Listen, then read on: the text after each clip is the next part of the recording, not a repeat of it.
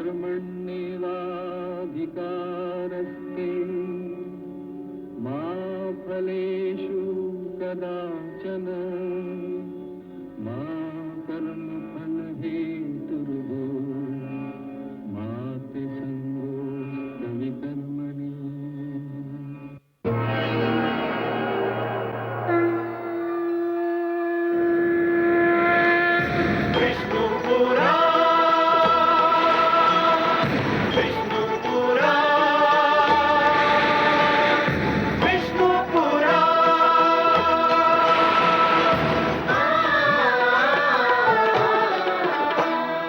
जीव ज्ञान ब्रह्म ज्ञान अथ श्री विष्णु पुराण ओम की कथा महान जय श्री विष्णु पुराण विष्णु पुराण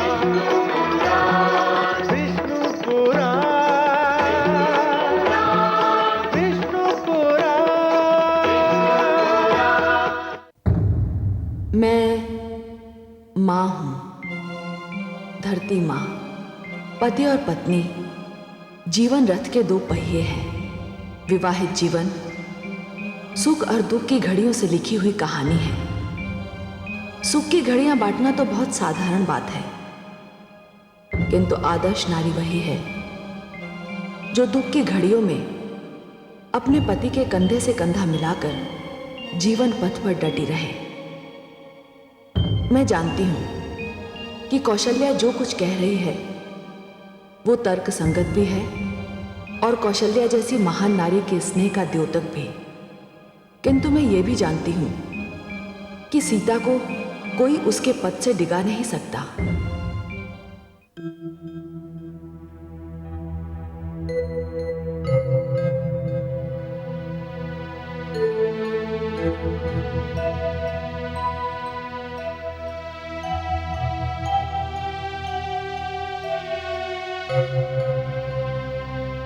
सौभाग्यवती भव।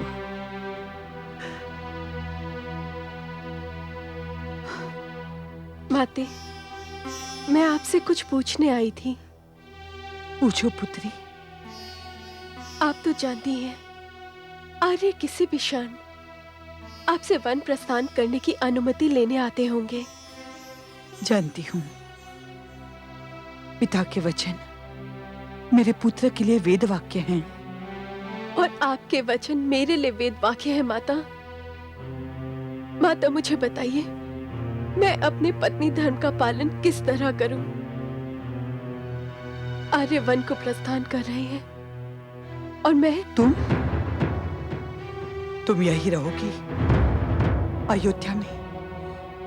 किंतु माते, मेरी अयोध्या तो वही होगी जहां मेरे स्वामी राम होंगे। ये क्या कह रही हो पुत्री? कैकेयी ने राम को वनवास जाने का आदेश दिया है, तुम्हें नहीं। क्षमा करें माताश्री। यदि मेरे स्वामी के स्थान पर अयोध्या नरेश होते और मेरे स्थान पर आप होती, तब भी क्या आप यही कहती? माता,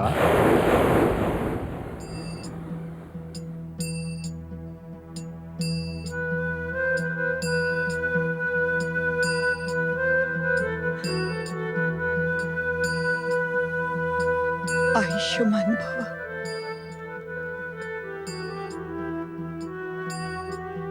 आज मैं आपसे केवल विदा लेने नहीं, कुछ और भी मांगने आया हूं। आंखों में अश्रु थे जो सूख गए, मन में इच्छाएं थी जो मर गई। अब मेरे पास क्या बचा है पुत्र जो मैं तुम्हें दे सकूं? माता, आपके पास आशीर्वाद है माता। आशीर्वाद जो एक पुत्र के लिए जीवन का सबसे महान वरदान होता है, जो एक पुत्र के मार्ग में दीप जलाकर उसे जीवन पथ पर ठोकरें खाने से बचाता है। माता, मुझे आशीर्वाद दीजिए माता कि पिताश्री का वचन निभाने के मार्ग पर मेरे पांव कभी न डगमगाएं। एक क्षण भी मेरी दृढ़ता में कमी न आए। माता, आप तो जानती हैं कि इस राजसी परिवेश से, राजनीति, राजपाट, सत्ता से मुझे कभी भी लगाव नहीं रहा। किंतु आपकी स्नेह भरी मुस्कान मेरे जीवन की सबसे अधिक मूल्यवान पूंजी रही है माता। बस वही पूंजी देकर मुझे विदा कीजिए माता। मेरे तो हर श्वास में तुम्हारे लिए आशीर्वाद है पुत्र। यही तो धन बचा है मेरे पास, जो जीवन के अंतिम क्षण तक तुम पर लुटाती रहूंगी। किंतु एक उपकार अपनी माता पर भी करते जाओ। उपकार? आदेश दीजिए माता। तुम अपनी माता कैकेयी का आदेश और पिता अयोध्या नरेश का वचन अवश्य निभाओ, और मेरे पुत्र वधु से कहो कि वो मुझे छोड़कर ना जाए। वो भी चली जाएगी तो मैं किसका मुख देखकर जीऊंगी? परंतु जानकी कहां जा रही है माताश्री? ये तो यही रहेगी आपके पास। और आपसे दूर? हाँ सीते, मेरे साथ तुम क्यों दुख उठाओगी? तो क्या मैंने केवल सुख उठाने के लिए आपके साथ जन जन का बंधन बांधा है? जानकी, भावनाओं में मत बहो। वन्य जीवन बहुत कष्टदायक होता है, तुम्हें अनुमान नहीं है। आपके बिना राजभवन का जीवन उससे भी अधिक कष्टदायक होगा, इसका मुझे भली भांति अनुमान है। जानकी, तुम वन के कष्ट झेल नहीं पाओगी। मैं आपका वियोग तो और भी नहीं झेल पाऊंगी स्वामी। वहां वन में भय है, संकट है। यदि रघुवीर सीता के साथ है तो फिर कैसा कष्ट, कैसा संकट। सुनो जानकी, मैं तो अपने पिता के वचन का पालन कर रहा हूं, किंतु तुम्हें तो किसी ने वनवास जाने का आदेश नहीं दिया ना? तो क्या आप केवल आधे आदेश का पालन करेंगे स्वामी? मैं समझा नहीं प्रिय। स्वामी, आप ही ने कहा था ना कि पत्नी पति को संपूर्ण करती है, इसीलिए अर्धांगिनी कहलाती है। मैं आपका आधा अंग हूं स्वामी। क्या ये संभव है कि आपका आधा अंग अयोध्या के राजमहल में रहे और आधा वन में? सीते, माताश्री, माताश्री, इनसे कहिए मुझे छोड़ के ना जाएं। मेरी हार्दिक इच्छा थी कि मैं आपकी सेवा का पुण्य प्राप्त करूं, और मैं ये भी जानती हूं कि मैं 14 वर्ष तक इस पुण्य से वंचित रहूंगी माते। किंतु इनसे कहिए कि यदि ये मुझे छोड़ के चले गए तो मैं अपने प्राण त्याग दूंगी माते।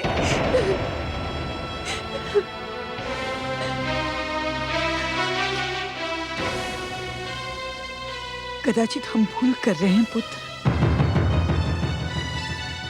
जानकी मिथिला की संस्कृति और परंपरा का नारी रूप है। पुत्र,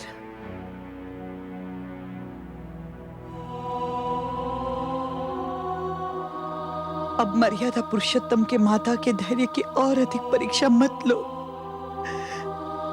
जाओ पुत्र, जाओ।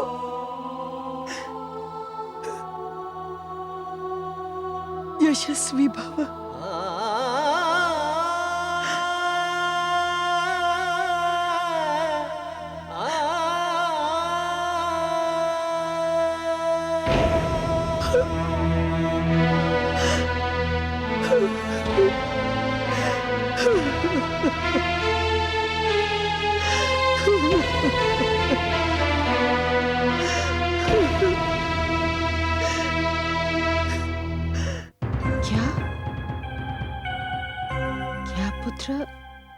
तुमने वही कहा जो मैंने सुना? हाँ माते, छोटी माँ ने पिताश्री से यही 2 वर मांगे हैं और पिताश्री ने उनकी इच्छा पूर्ण कर दी। ये तो अनर्थ है पुत्र। इस हंसती खेलते परिवार को किसी की कुदृष्टि खा गई। एक क्षण पहले मेरा मन प्रसन्नता से झूम रहा था कि मैं अपने पुत्र राम को युवराज बनता देखने जा रही हूं, और दूसरी ही क्षण मैं ये क्या सुन रही हूं कि मेरा लाडला वनवास को जा रहा है। मैं स्वयं भी कुछ समझने में असमर्थ हूं माते। और कुछ नहीं, केवल संयुक्त परिवार को तोड़ने का प्रयत्न है। नहीं, ये नहीं हो सकता।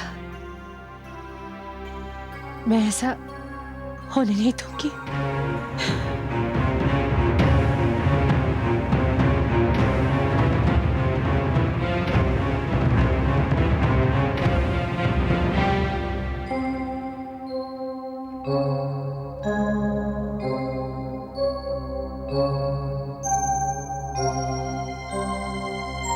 दीदी,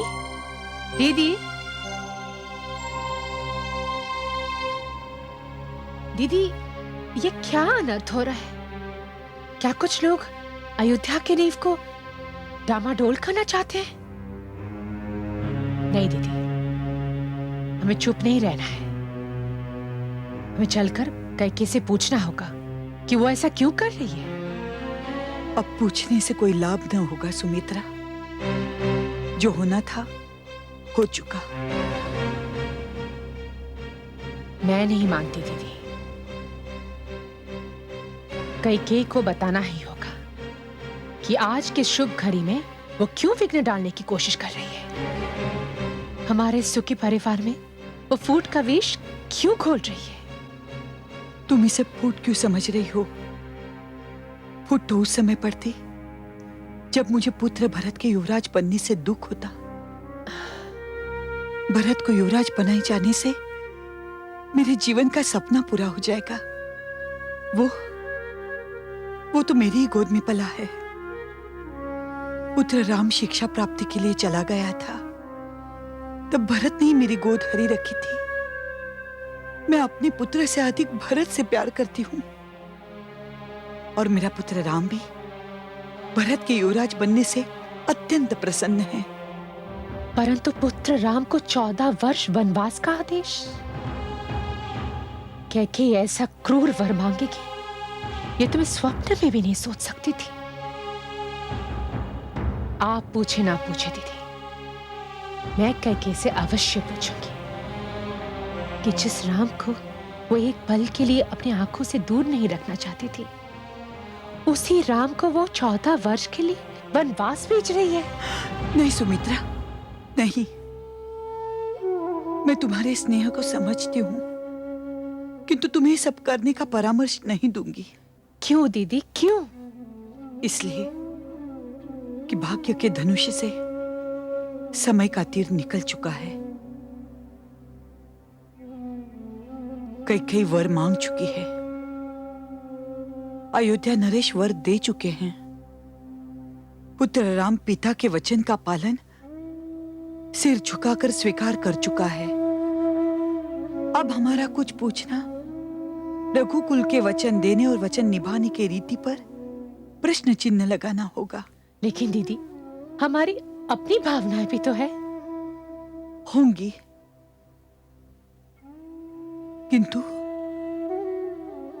किंतु हमारा अस्तित्व रघुकुल की पुत्र वधू के रूप में ढल चुका है।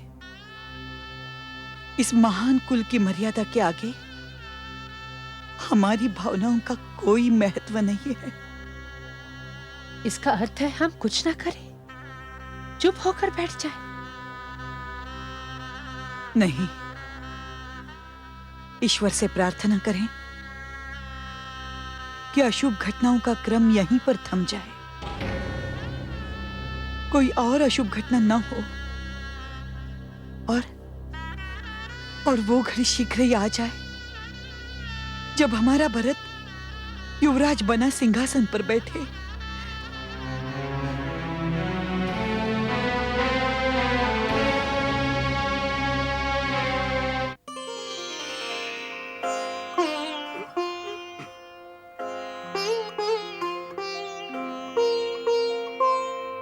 जब से तुम दोनों कई कई देश आए हो, कई कई देश भी मेरे मन की भांति प्रसन्नता से झूम रहा है।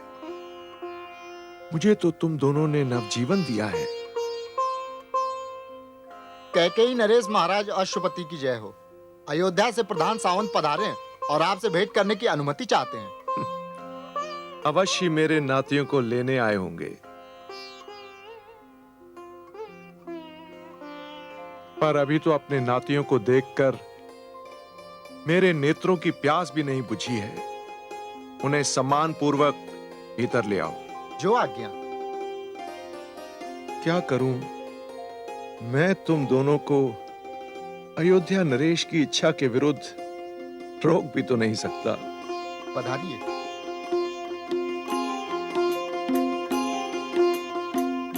महाराज की जय हो। कहिए प्रधान सामंत, क्या आदेश है? मैं अत्यंत शुभ समाचार लेकर आया हूँ महाराज। अयोध्या नरेश ने श्री राम को युवराज बनाने का निर्णय ले लिया है।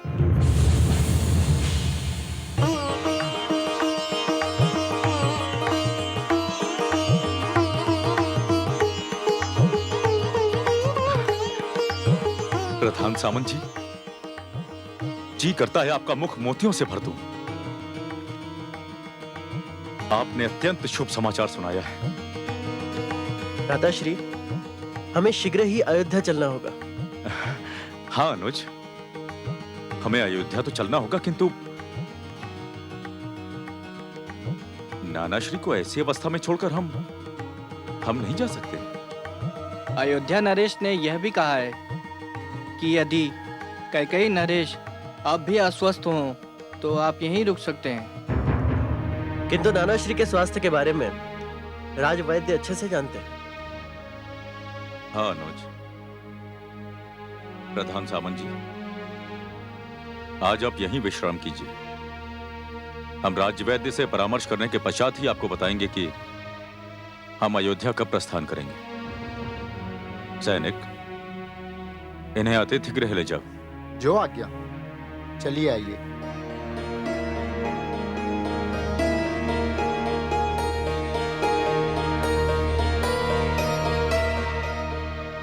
तुम तो राम के युवराज बनने का समाचार सुनकर ऐसे खिल उठे जैसे राम का नहीं तुम्हारा अभिषेक होने वाला है। बस यही समझ लीजिए नानाश्री, भ्राताश्री मेरे आदर्श हैं। हम चारों भाइयों के शरीर तो भिन्न हैं, किंतु हमारी आत्मा एक है। हाँ नानाश्री। नानाश्री, मेरी माता कौशल्या के प्राण मुझ में बसते हैं एवं मेरी माता के प्राण मेरे भ्राताश्री राम में। हाँ नानाश्री, यही रघुकुल की महानता है। नानाश्री, हमारे परिवार में ईर्ष्या, द्वेष एवं स्वार्थ के लिए कोई स्थान नहीं है ना अनुज? हाँ, यही सत्य है। और मैं ये सोच रहा हूं कि भ्राता श्री राम युवराज के रूप में कितने भव्य लगेंगे।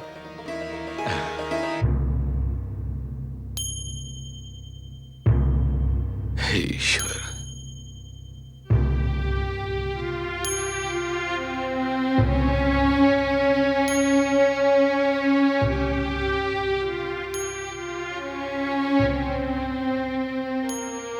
राम,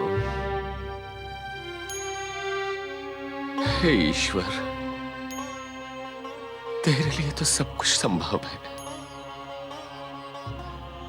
तूने आज के दिन को मेरे जीवन में आने से रोक क्यों नहीं दिया? बस कीजिए, बस। बहुत हो गया आपका रोना धोना। मेरे जीवन में पहली बार एक शुभ घड़ी आई है। मेरा भरत युवराज बनने वाला है और आप इस शुभ घड़ी को अपने अश्रु में डुबो देना चाहते हैं? क्या भरत केवल मेरा पुत्र है, आपका नहीं? अब मुझे विश्वास हो चला है कि आपका मन पुत्र प्रेम से रिक्त है। अरे डाइन, तू क्या समझे पुत्र प्रेम क्या होता है? तू तो वो नागिन है जो अपने ही सपोलों को निगल जाती है। तू एक पिता के मन की व्यथा को क्या समझेगी? मैं तेरे आगे विनती करता हूं कि और कुछ नहीं कर सकती तो चुप ही रह। मेरे मन में लगी आग पर अपने कटु शब्दों का घी मत डाल।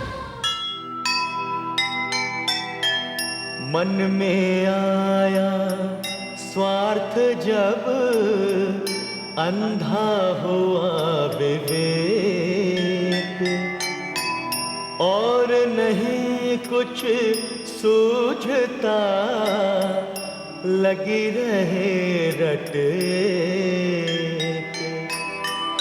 हित अनहित समझे नहीं, नारी हट का रूप।